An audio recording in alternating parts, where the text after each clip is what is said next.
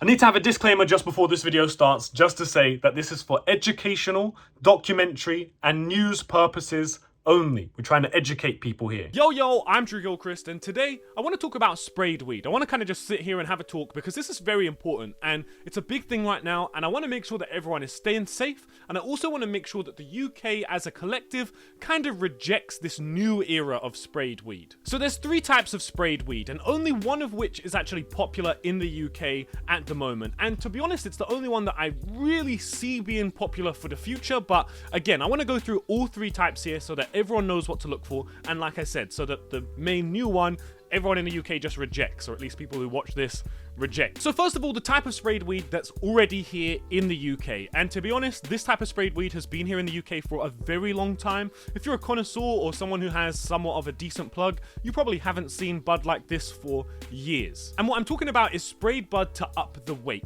So sometimes people will spray bud with something, whether it be silicone, whether it be sugar or sand or whatever. They're spraying it with something so that way the weight goes up. So that way when you weigh what would have been a G, it actually comes out to like 1.5 G. Then with that, these commercial growers, or even just the people who are spraying it, they could be getting it off growers and then spraying it themselves.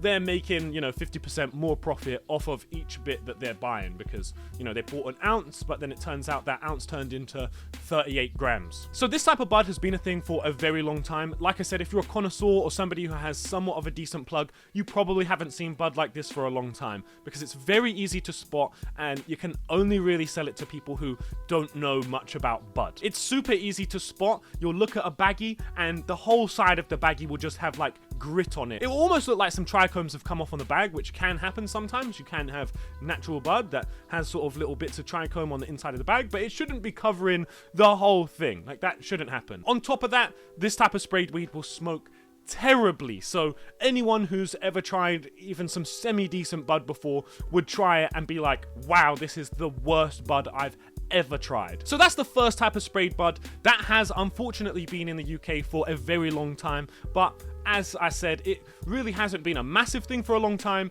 and yeah, if you have somewhat of a decent plug, you're going to be avoiding it. So there's two more bits of sprayed bud that we need to go through. One of which is this new age thing, which I really hope everyone is going to be savvy to and we reject. And the other one is something that has been around for a long time, but we really don't see it here in the UK. But I am going to go through that one first anyways, just so that way people have knowledge of it. Also, just before I go through that, wanted to mention here that I kind of want to make some more talking videos like this, where I just go through my opinion on a subject. Obviously, a video like this, it's a very big subject. I would love to have this on my main channel talking about this, but I was thinking about maybe uploading videos like this on a second channel more frequently, like maybe every day, maybe every other day, about just like a topic that I enjoy. So if you want to see that, let me know in the comments. So the second type of sprayed weed, which this we really don't see in the UK, because I've mentioned this previously in videos where even a long time ago, I almost thought that this didn't exist at all, but the main explanation for it was that you can only really sell weed like this to people who have never tried weed before. And that's where people get hemp and then they spray it with like a synthetic cannabinoid. Not necessarily like one of these new age Delta 8s or whatever, but I'm talking like straight up some crazy synthetic cannabinoid that, is super intense and messes you up. This seems to be a thing that's in Germany and in Switzerland, but in very, very, very small communities from places where they haven't actually tried real bud before. Because the thing is with bud like this, when you have sprayed bud where it's literally hemp, then sprayed with like a synthetic drug,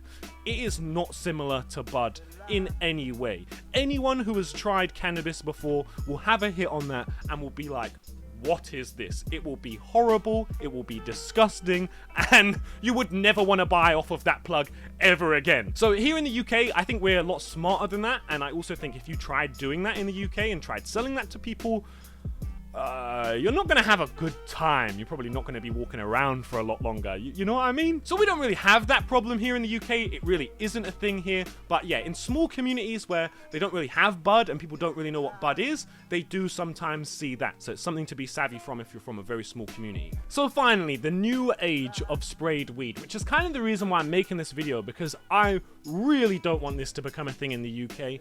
I don't even want to see it, really. And this is the new wave of sprayed flavored weed, mainly coming out of New York City. And essentially what this is, it's people getting cheap lemon cherry gelato, like $1,000 pounds. I've mentioned this in previous videos. Like if you're in California, you can get a cheap light depth pound of lemon cherry for less than £1,000. You can get it for like $600. And what these people are doing, they're getting these super cheap pounds, then they're putting them through this type of machine. It's like a massive machine, yeah? And so this machine sprays terpenes into the bud. And terpenes are what's in bud anyway. It's what makes the smell and flavor. It's what makes the smell and flavor in basically any plant material on this planet. And what these people are doing is they're getting matched terpenes, or some of them will claim they're canna-derived terpenes, but they're definitely not. But either way, they're getting terpenes and adding them back onto some cheap pounds. And there's a lot wrong with this, and there's a lot that I don't like about this, and you might even be surprised to know that a lot of this bud in New York City goes for a premium. It's not even cheap. And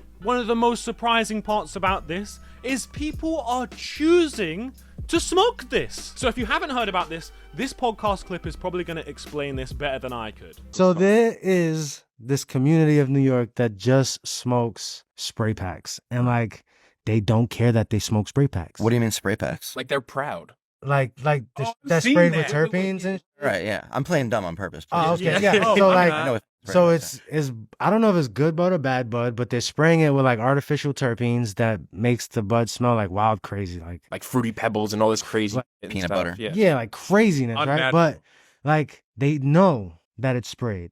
Yeah. And they smoke it. We had this guy come to the table at the last Rolling Smoke. Starts opening jars to smell them, and he opens. I think it was the wook at first, It was. the wook repellent, Yeah. and he smells it. And he's like, "Oh, this smells like real."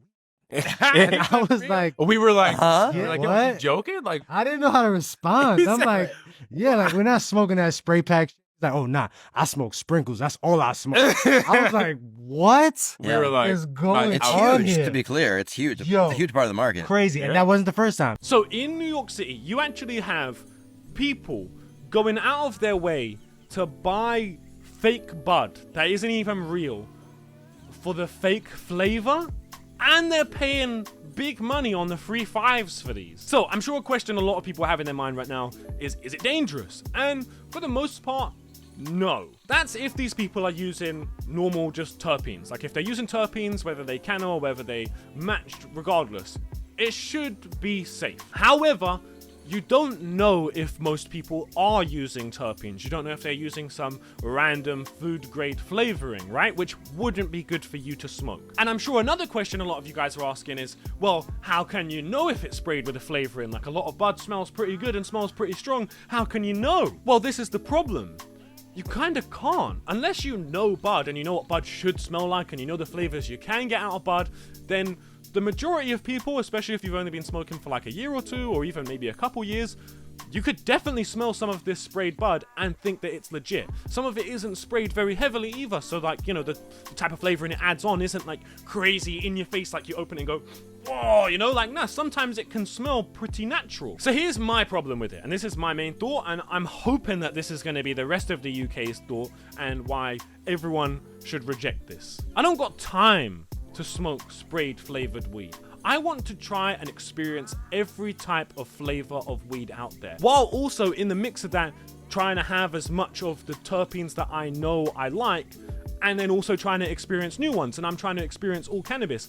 I don't have enough time in my life to waste a J on a fake flavor that doesn't even exist. Like, bro, I could have been spending that time with that J on a flavor that is actually good and that's actually real and that expands my palate and makes me understand cannabis more, you know? Like, it just seems like such a waste of time and money, and I don't want that. I want real bud. I want to experience bud for what it is, and especially if I'm paying a premium for flavor. The reason I'm paying a premium for the flavor is because the genetic is amazing and the grower is great. Not because some guy in their bedroom decided to add a flavoring onto it. So look, people, if you see this sprayed bud, any sprayed bud, reject it. Don't accept this, and don't let the UK become like New York. Subscribe. Yo, I forgot to mention two things that are very important, so I just thought I would add them in here. Number one is what to look out for if you're trying to avoid these spray packs, and the only real telltale sign is if a brand drops like 10 different flavors, and they're all stuff like marshmallow, apple, banana, like, you know, all stuff that can just be synthetically made. And then when you look at it, it's all just looking like LCG, like the same LCG. It's going to just be LCG sprayed with the flavor. And the other thing I wanted to mention, which I totally forgot, is I don't have any problem with somebody themselves having some bad bud and then deciding to get some terp spray and trying to do whatever with it, whether it's on their J or on the bud or whatever. That's your choice. You know, but I don't want other people to be making that choice for you and then pay a premium on it.